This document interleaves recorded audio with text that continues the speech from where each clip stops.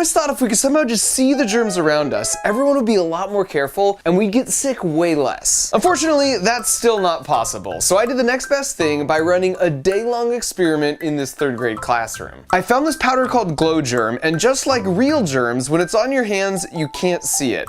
But unlike real germs, if you turn a black light on, it becomes visible. But it transfers to things you've touched, so it provides a really good way to visualize exactly how germs spread. So before the kids arrived, as a control, I went around and noted any pre-existing spots in the room that fluoresced under the black light, and then it was go time. The kids, of course, had no idea what we were doing and that the teacher had been secretly infected with the glowing powder. So she randomly shook the hands of 3 kids, but didn't touch any of the rest. And so with that, they just went about their normal day.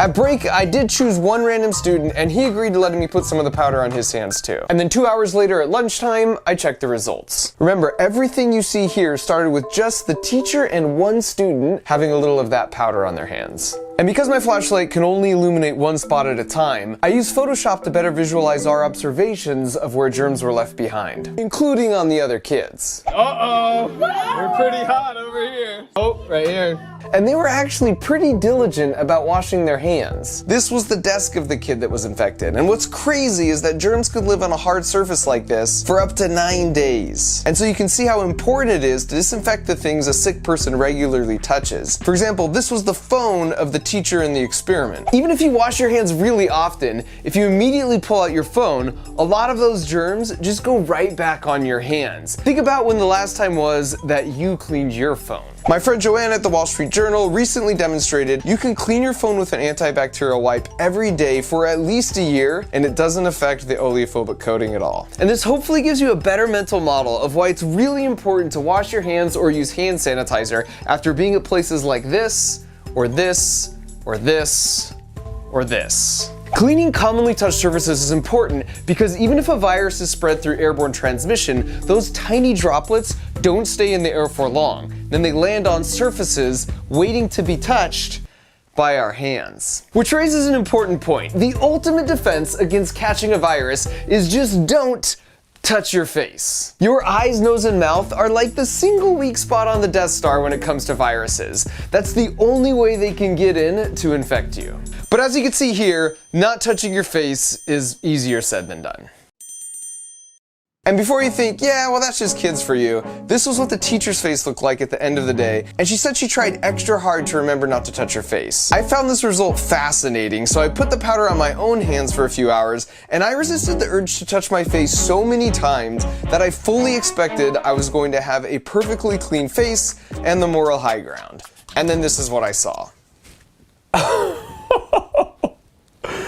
What the heck? I genuinely have no idea when any of this came on. Until I reviewed the footage. Oh, well, there you go. On average, we touch our face 16 times an hour, which is why washing hands is so important. It's impossible to catch a virus directly through your hands. It's as futile as shooting the outer surface of the Death Star. The problem is we use our hands to help the virus out by constantly giving it a ride to our figurative Death Star exhaust ports. Because of this, I ran another experiment with some of the kids after lunch. First, I had them put some lotion on their hands that also glows under a black light. But then I told them I made a mistake and used the wrong lotion. Can you guys just go wash your hands real quick? And do a good washing, right? 1 second. Yeah, do the right washing, okay? I just tricked you guys again. Because what I really wanted to do is test how good you are at washing your hands. So guess what I'm gonna do now? Show me your hands. But before I show you how effective they actually were at washing their hands, here's what you should quickly know about viruses. They're super tiny, but also the most abundant biological entity on the planet. In fact, there's over 10 million viruses in any single drop of seawater. And a lot of types of viruses are beneficial to the planet's ecosystem, and only an insanely tiny percentage affect humans at all. And they're really simple. Viruses are basically a shell with some DNA inside, and they just want to spread and duplicate. That's their only goal. But they're so simple simple that they need a host to do that. So they reproduce by infecting their host cells and then trick them to become factories that just make more exact copies of the virus. When you get sick and then cough or sneeze or wipe your nose and then touch a surface, you're putting copies of this virus out to find other hosts and just repeat the process. And so here's what the kids' hands look like after washing their hands. Uh-oh, look at the backs. Let me see your fingernails. Oh, look at all those germs. Oh, your thumb. Oh, my hand. Oh, look at your wrist. Look at your wrist.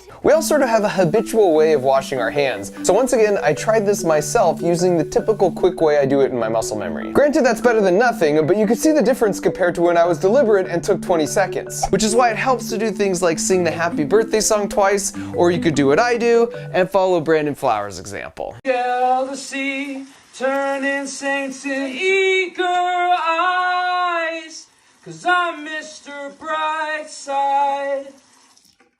And then for a final experiment, I wanted to show how dumb handshaking is, so I infected the first kid with the powder and then had them do a handshake chain down the line. The fifth person here still had significant traces on their hand, so I put him at the first and lined 4 more kids up after him, and 3 of their hands glowed. So we got trace germs from the original person all the way down 8 handshakes later. So if you ever meet me in real life, please don't be offended if in lieu of a handshake, I offer you a fist bump and a selfie. In conclusion, what does this all mean with regards to the coronavirus COVID-19? You should be concerned and take this seriously, but regardless of what you see in the coming weeks, there's absolutely no need to panic. As I'm sure you've heard a bunch by now, our goal is to flatten the curve so that reported cases stay just under the capacity of the healthcare system. And social distancing is the best knob that we can turn to affect that. The reason this helps should hopefully make more sense after watching this video, especially for those who have been doubting the science and feeling like this is an extreme reaction. And my take here is I'm a practical optimist. The upside is while this virus is bad, it could be way worse. And this gives us a chance as a global community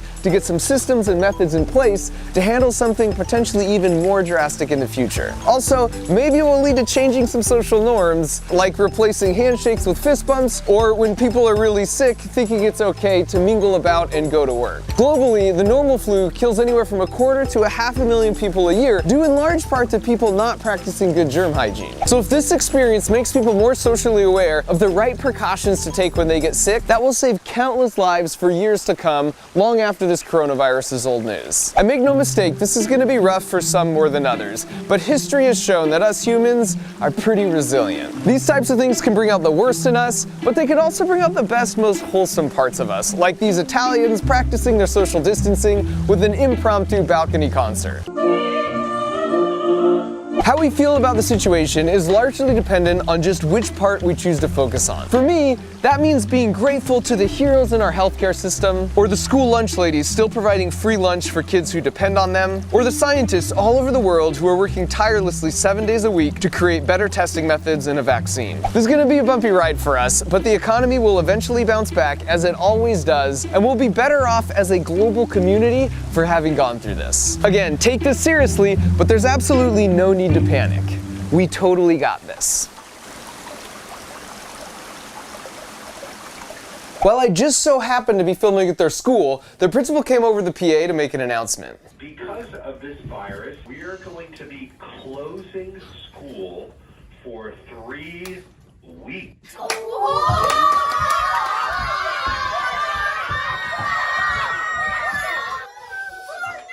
That kid at the end is just an opportunist. In fact, a common thread you'll see with successful people is they treat their trials and challenges as opportunities for growth. And while these are difficult times, now that our schedules have been totally cleared, we have potentially a once-in-a-lifetime opportunity to invest in ourselves. And there's no better way to do this than by joining the online learning community at Skillshare, who also happen to be supporting this video. If you don't know, Skillshare offers easy-to-follow premium classes with no ads taught by the experts. And they range from learning CAD, like I use for my builds, to baking 101, to graphic design, to learning to paint with watercolor. They have a simple, user-friendly class for pretty much anything you've ever wanted to learn. I'm currently taking a class on interior design from Emily Henderson for a cool shop I'm building. And you should feel confident joining up for Skillshare yourself, because people who have used my link to sign up from previous videos have already watched over 8,000 hours of class. Plus, the first 500 people to use the link in the video description get a free 2-month trial. And given the current situation, Skillshare will donate a portion of the proceeds from every new trial to the nonprofit No Kid Hungry. And this is especially critical right now for kids from food insecure homes who won't be getting school lunches. So basically everybody wins here. Once again, use the link in the video description to get your 2 months free from Skillshare, and then go have fun learning and making yourself a better human in the process. Thanks for watching.